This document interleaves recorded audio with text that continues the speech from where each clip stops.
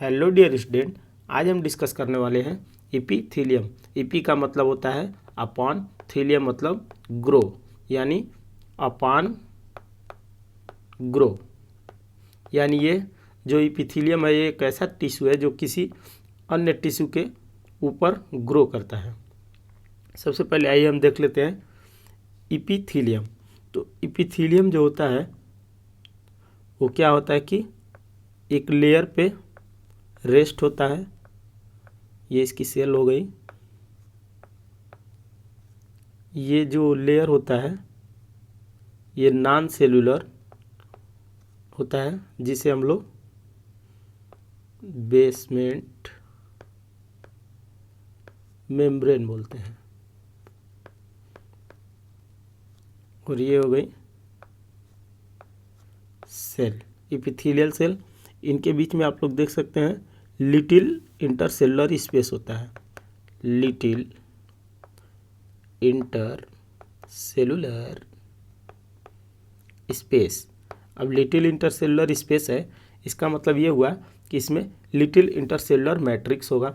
ठीक है, तो लिटिल इंटरसेलुलर स्पेस होने के कारण यहाँ पे जो होता है कि जो ब्लड वेसल है वो इंटर नहीं कर पाती, यानी ये जो टिश्यू है कैसा होता है, ए वेस्कुलर। अब आप सोच रहे होंगे जब ये टिश्यू ए वेस्कुलर होता है यानी इसमें ब्लड सप्लाई नहीं होती, तो इसके जो न्यूट्रिएंट की सप्लाई है वो कैसे आती है, ऑक्सीजन की सप्लाई कैसे आती है। तो इसके जस्ट नीचे ये जो टिश्यू है इसके जस्ट नीचे कनेक्टिव टिश्यू पाया जाता है। कनेक्टिव टिश्यू पाया जाता है इस इपिथेलियम के नीचे कनेक्टिव टिश्यू पाया जाता है। ये देखिए ये, और इनमें काफ़ी अच्छा खासा स्पेस होता है और यहाँ हाईली वेस्कुलर होती हैं।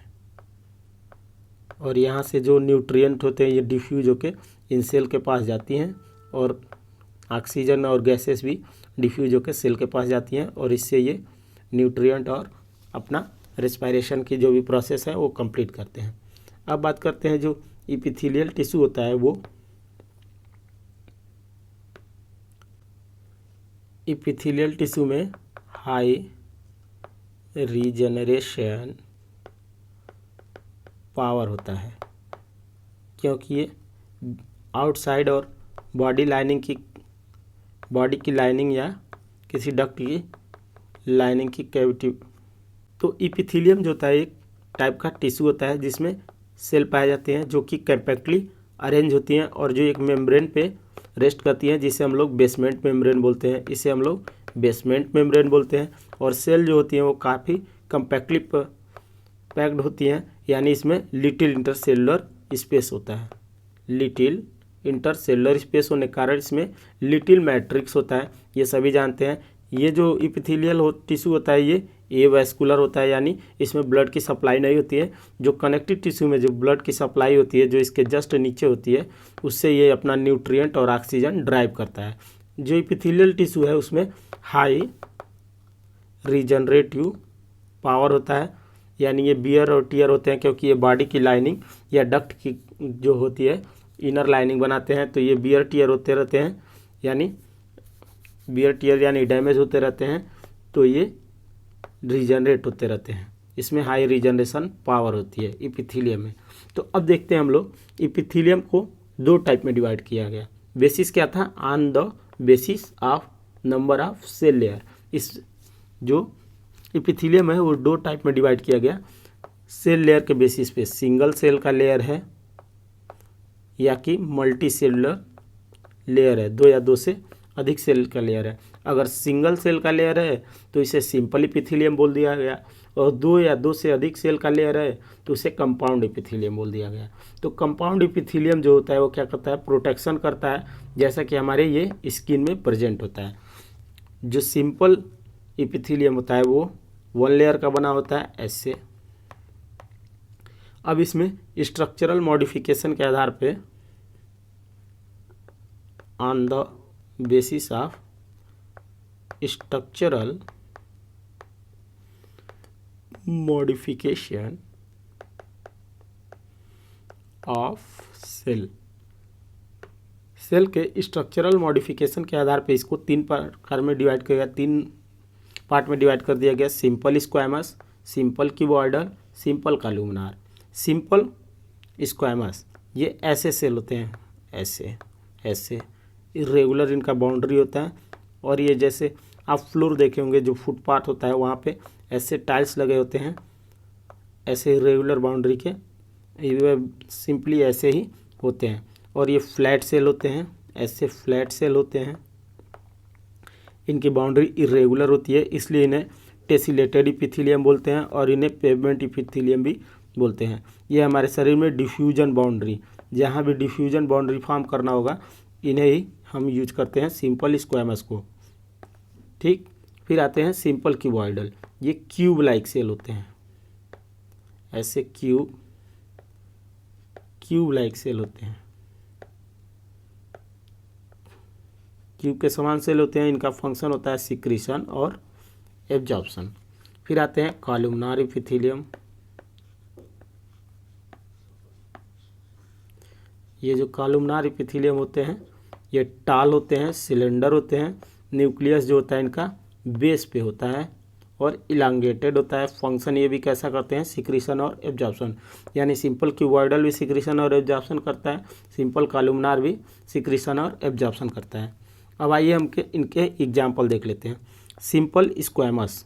सिंपल स्क्वैमस डिफ्यूजन बाउंड्री बनाता है, यानी जहाँ जहाँ आपके शरीर में डिफ्यूजन होने के पॉसिबिलिटी है वहाँ सिंपल स्क्वैमस पाया जाएगा। जैसे कि ब्लड वेसल, ब्लड वेसल्स जिसे हम लोग एंडोथीलियम भी बोलते हैं, वहाँ सिंपल स्क्वैमस पाया जाता है। लंग की एल्वोलाई में वहाँ गैसियस एक्सचेंज होता है तो वहाँ भी सिंपल स्क्वैमस पाया जाता है। और बॉमन कैप्सूल, ये जो बॉमन कैप्सूल है यहाँ भी किडनी में सिंपल स्क्वैमस पाया जाता है। Simple cuboidal. ट्यूबुलर पार्ट जो होता है नेफ्रॉन का, नेफ्रॉन कैसा होता है,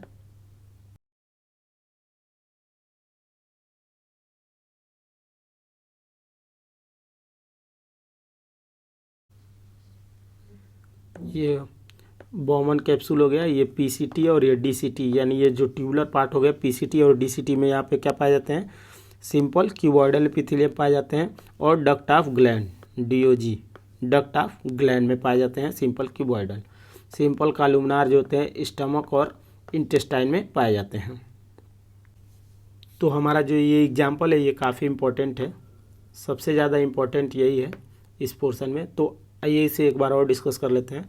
सिंपल स्क्वैमस ये डिफ्यूजन बाउंड्री बनाता है, ब्लड वेसल्स में पाया जाता है जिसे एंडोथीलियम बोलते हैं हम लोग। लंग ऑफ एल्वोलाई में पाया जाता है, वहाँ पे गैसियस एक्सचेंज के लिए। और यहाँ पे बॉमन कैप्सूल में पाया जाता है जो फिल्ट्रेशन का काम करता है, किडनी में पाया जाता है। सिंपल क्यूबॉइडल जो होता है वो ट्यूबुलर पार्ट ऑफ नेफ्रॉन यानी पीसीटी और डीसीटी में पाया जाता है और डक्ट ऑफ ग्लैंड में पाया जाता है। सिंपल जो कॉलुमनार होता है वो स्टमक और इंटेस्टाइन में पाया जाता है।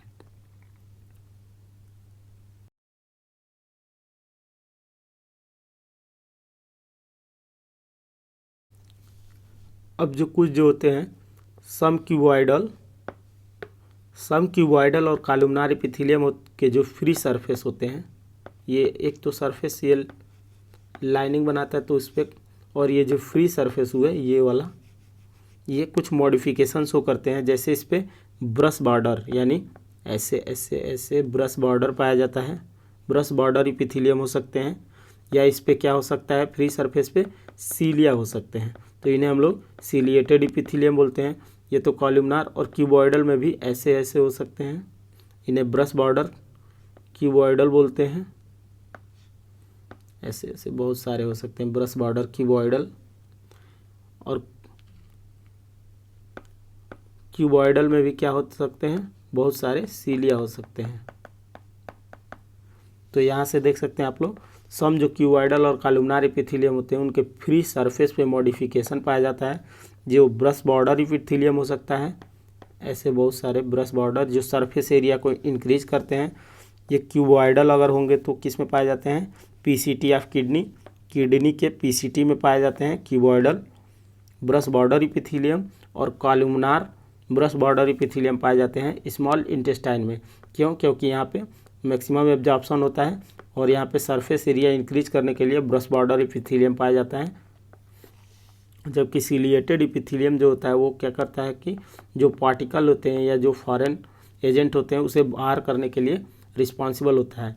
तो ये क्यूबॉइडल नेचर का जो होता है स्मॉल ब्रोंकियल में पाया जाता है, जो फॉरेन पार्टिकल को आउटसाइड करता है, और जो कॉलमनार वाला है ये फाइलोपियन ट्यूब में पाया जाता है।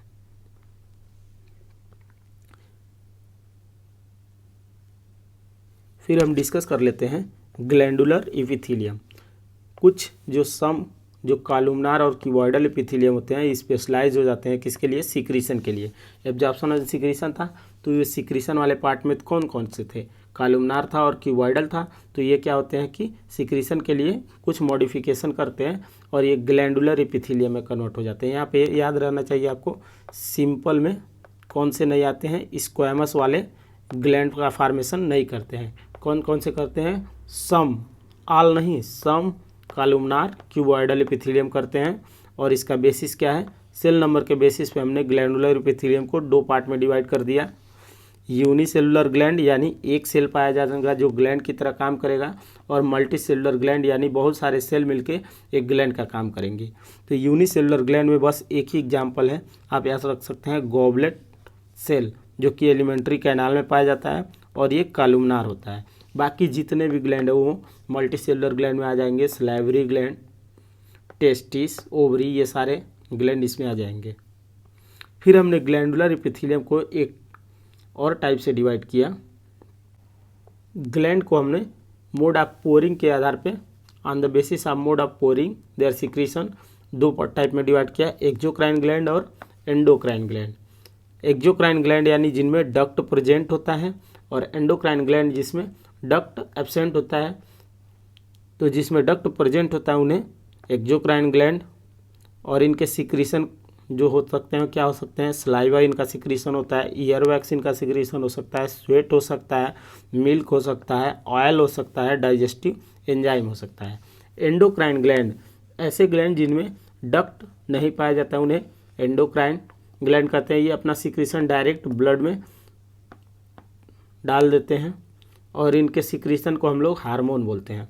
इन दोनों के बीच में एक ऐसा ग्लैंड देखा गया जो न तो एक्सोक्राइन है न तो एंडोक्राइन है, इसलिए हम लोग इसे हेट्रोक्राइन ग्लैंड करते हैं। इसका कुछ पार्ट एक्सोक्राइन की तरह काम करता है और कुछ पार्ट एंडोक्राइन की तरह काम करता है, इसलिए इसे मिक्स्ड या कंपाउंड ग्लैंड भी कहते हैं। इसका एग्जाम्पल हो जाएगा पैनक्रियाज, ओवरी और टेस्टिस। आइए हम एक क्विक रिवीजन कर लेते हैं। इपिथेलियम दो टाइप के होते हैं on the basis of layer of cell. Layer of cell कितने हैं? सेल कितने लेयर बनाता है? अगर एक लेयर बनाता है तो सिंपल इपिथेलियम, दो लेयर बनाता है या दो से अधिक लेयर बनाता है तो कंपाउंड इपिथेलियम। कंपाउंड इपिथेलियम किस में पाया जाता है? स्किन में पाया जाता है और प्रोटेक्शन करता है। अगर सिंपल लेयर पाया जाता है तो इसमें सेल का जो होता है स्ट्रक्चर में कौन कौन से मॉडिफिकेशन हो सकते हैं? हो सकता है सेल फ्लैट हो, इरेगुलर बाउंड्री हो, इसलिए इसे हम लोग टेसिलेटेड इपिथेलियम और पेवमेंट इपिथेलियम भी बोलते हैं, और ये डिफ्यूजन बाउंड्री फॉर्म करता है। हो सकता है सेल जो होते हैं वो क्यूबॉइडल नेचर के हों, क्यूबॉइडल,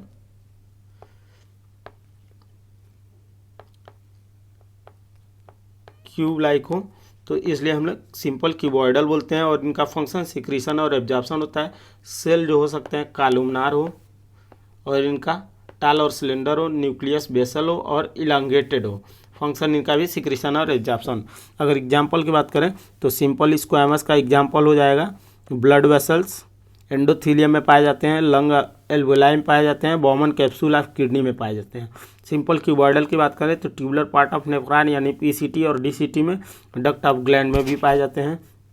सिंपल कॉलमनार स्टमक और इंटेस्टाइन में पाए जाते हैं। अब जो कुछ जो कॉलमनार और क्यूबॉइडल इपिथेलियम होते हैं, इनके जो फ्री सरफेस होते हैं ये कुछ मॉडिफिकेशंस वो करते हैं। या तो इनमें ब्रश बॉर्डर पाया जाता है जो कि सरफेस एरिया को इंक्रीज करता है, या इनमें सीलिया पाया जाता है जो कि पार्टिकल को एक जगह से दूसरे जगह ट्रांसपोर्टेशन में हेल्प करता है या फॉरेन पार्टिकल के रिमूवल में हेल्प करता है। तो ब्रश बॉर्डर वाले इपिथेलियम वाले एब्जॉर्प्शन के लिए पीसीटी में पाया जाता है, क्यूबॉइडल नेचर का होता है, और कॉलमनार वाला स्मॉल इंटेस्टाइन में पाया जाता है। ये भी एब्जॉर्प्शन के लिए हेल्प करता है। ये ब्रश बॉर्डर इपिथेलियम से सरफेस एरिया काफ़ी इंक्रीज हो जाती है। सिलिएटेड जो इपिथेलियम होता है वो क्यूबॉइडल नेचर का स्मॉल ब्रोंकियल में पाया जाता है। इसमें सीलिया प्रेजेंट होते हैं इसके आउटर सरफेस पे, जो फ्री सरफेस होता है, और ये फॉरेन पार्टिकल को रिमूव करने में हेल्प करता है। और कॉलमनार वाले जो होते हैं फाइलोपियन ट्यूब में पाए जाते हैं, जो ओवा को यूट्रस के तरफ ट्रांसपोर्ट करने में हेल्प करता है।